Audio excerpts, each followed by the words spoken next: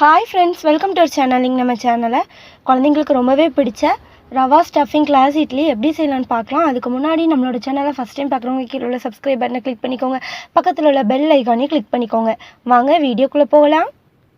First நம்ம மாவு ready பண்ணிடலாம். அதுக்கு ஒரு பாத்திரத்தில் 1 கப் அளவுக்கு ரவை சேர்த்துக்கோங்க.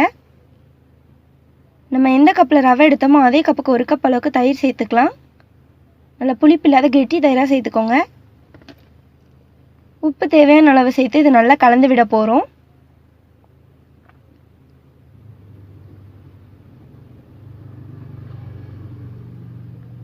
இப்போ நம்ம எந்த கப்பில் தயிர் எடுத்தோமோ அதே கப்புக்கு 1 கப் அளவுக்கு தண்ணி சேர்த்து இது நல்லா கலந்து எடுத்துக்கலாம். கட்டி எதுவுமே இல்லாமல் நல்லா கலந்து எடுத்துக்க போகிறோம்.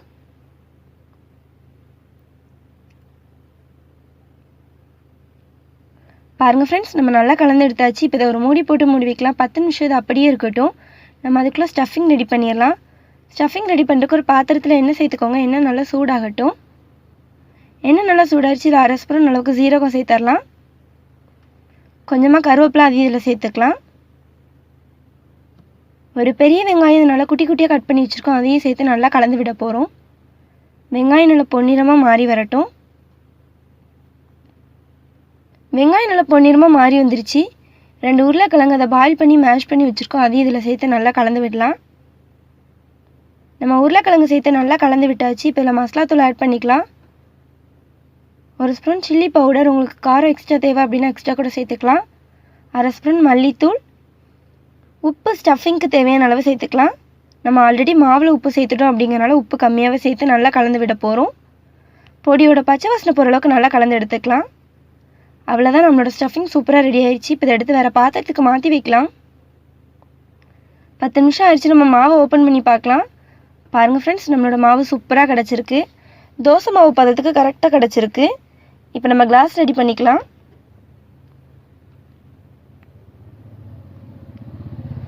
இந்த மாதிரி கிளாஸ் எடுத்துக்கோங்க. நாங்கள் இன்றைக்கி 4 கிளாஸ் எடுத்து வச்சுருக்கோம். இப்போ இதில் எண்ணெய் சேர்த்துக்க போகிறோம். நம்ம எண்ணெய் சேர்த்தோம் அப்படின்னா மாவு ஒட்டாமல் வரும். நம்ம 4 கிளாஸ்லையுமே எண்ணெய் சேர்த்தாச்சு. இப்போ ஒரு ப்ரஷ்ஷை வச்சு இந்த மாதிரி சுற்றிலும் தடவி விட்டுக்கலாம். நம்ம 4 கிளாஸ்லையுமே நல்லா எண்ணெய் சேர்த்து தடவி விட்டாச்சு. இப்போ இதில் மாவை ஆட் பண்ண போகிறோம். நம்ம ரெடி பண்ணி வச்சுருக்க மாவை வந்து 1/2 கிளாஸ்க்கு வர மாதிரி ஆட் பண்ணிக்கோங்க. ஏன்னா நம்ம ஸ்டஃபிங் வச்சுட்டு மேலேயும் மாவு சேர்க்கும் போது கிளாஸ் ஃபில் ஆயிரும். அதனால் 1/2 கிளாஸ்க்கு வர மாதிரி பார்த்துக்கலாம். நம்ம 4 கிளாஸ்லையுமே மாவு சேர்த்தாச்சு.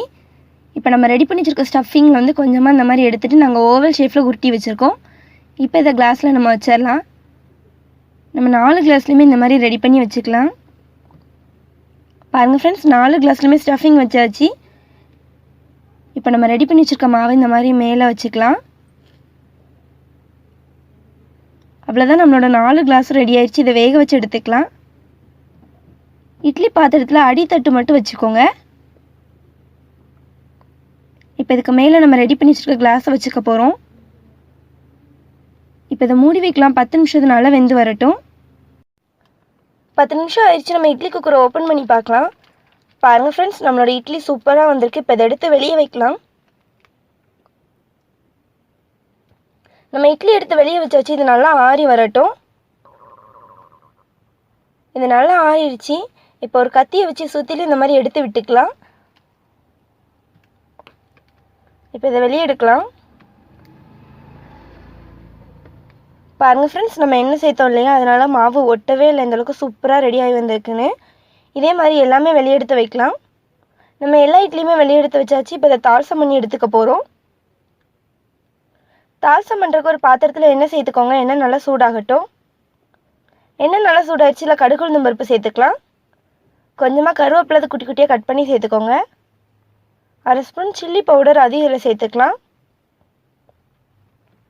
இப்போ இதை நல்லா கலந்து விட போகிறோம். இப்போ இதில் நம்ம ரெடி பண்ணி வச்சுருக்க இட்லியை சேர்த்துக்க போகிறோம்.